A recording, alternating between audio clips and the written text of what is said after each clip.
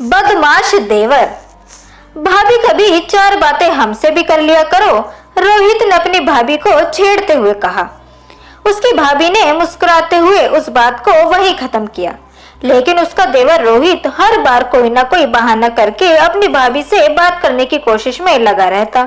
सुनीता भी कहीं ना कहीं ये महसूस कर रही थी कि उसके देवर के चाल चलन ठीक नहीं है, लेकिन उसे लगा कि कहीं ये उसकी कोई गलतफहमी तो नहीं, इसी कारण ही उसे कभी सामने से कुछ नहीं कहा।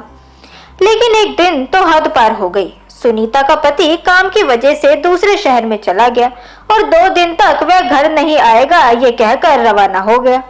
सुनीता कहीं ना कहीं परेशान हो रही थी कि इस बीच कुछ गड़बड़ ना हो जाए, लेकिन उसने सोचा कि हो सकता है ये मेरी गलतफहमी हो और रोहित के दिमाग में ऐसा कुछ हो ही ना जैसा मैं सोच रही हूँ। वह शाम को खाना बनाकर जैसे ही निपटी तभी तुरंत उसके पास रोहित आया। वह बोला, भाभी फटाफट गर्मा गर्म खाना लगा दो, बड़ी जोर से भूख लगी है, पढ़ पढ़ कर मेरा सर चकरा रहा है, ऊपर से पेपर की टेंशन तो पूछो मत। मेरा दोस्त जो सुनील है उसने तो सारी तैयारी कर ली है। आप कुछ बोल क्यों नहीं रही हैं? मुझसे बात करिए ना। सुनीता बोली, अच्छा तो कितना पढ़ लिया है तुमने अपना? रोहित हंसते हुए बोला, अरे भाभी पढ़ाई की बात तो जाने दो, अपनी बातें बताओ। आपने कॉलेज के समय क्या क्या किया था? क्या आपका कोई अफेयर था या कोई आपका बॉयफ्रेंड? सुनीता हैरान होकर बोली, ये किस तरीके की बात कर रहे हो तुम? ऐसा कुछ नहीं था, और भाभी भी माँ समान होती है। क्या तुम्हें इतना मालूम नहीं कि किस तरीके की बातें करना तुम्हें शोभा नहीं देता? रोहित हंसते हुए बोला, भाभी ये सब बातें बड़ी पुरानी हो चुकी है, आजकल तो ये चीजें बड़ी आम है। मैंने तो ये भी सुना है कि बड़े भाई की बीवी को छोटे भाई से प्यार हो गया। अब बताइए ऐसे में उस बेचारी का क्या दोष? गुस्से में सुनीता बोली, तुम्हारा मतलब क्या है इस बात से? मेरे मन में ऐसा कुछ नहीं है, मैं सब समझ रही हूँ कि तुम क्या कह रहे हो। जल्दी से खाना खाओ और अपने कमरे में जाओ, और आइंदा से मेरे से फालतू की बातें करने की कोशिश भी मत करना, वरना तुम्हारे भैया से तुम्हारी शिकायत कर दूंगी। अपनी मर्यादा में रहना सीखो। मैं कुछ नहीं कह रही, इसका मतलब ये नहीं कि तुम किसी भी तरीके की बात मुझसे करोगे। रोहित बोला, अब इसमें भाई को बीच में लाने की क्या जरूरत है? ये सब आपके और मेरे बीच की बात है, किसी को कानों कान भी खबर नहीं होगी। मैं बोल रहा हूँ ना भाभी, मुझ पर भरोसा कीजिए, सब आपके और मेरे बीच रहेगा। इतने में ही सुनीता उसके गाल पर जोरदार तमाचा मारती है और बोलती है, मुझे शर्म आती है तुम जैसे लड़के को अपना देवर कहते हुए, और अभी मैं तुम्हारे भाई को फौरन ये बात बताती हूँ। भाई की धमकी मिलते ही रोहित डर जाता है, बोलता है, भाभी मैं तो बस ये देख रहा था कि आप किस तरीके की हैं, क्या आप मेरी बातों के अंदर आती हैं या फिर आप भैया को ही अपना सच में पति मान चुकी हैं? मेरी बातों को ज्यादा बुरा मत मानिएगा।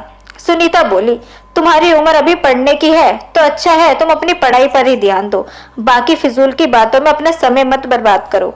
ये मैं तुम्हें आखिरी बार चेतावनी दे रही हूँ, अगली बार तुमने ऐसा कुछ भी किया तो मुझसे बात करने की कोशिश भी मत करना। मुझे ये सब पसंद नहीं है, मैं तुम्हारे भाई से तुम्हारी शिकायत कर दूंगी। इसके बाद ये मत बोलना कि मैंने तुम्हें ये बात बोली नहीं थी।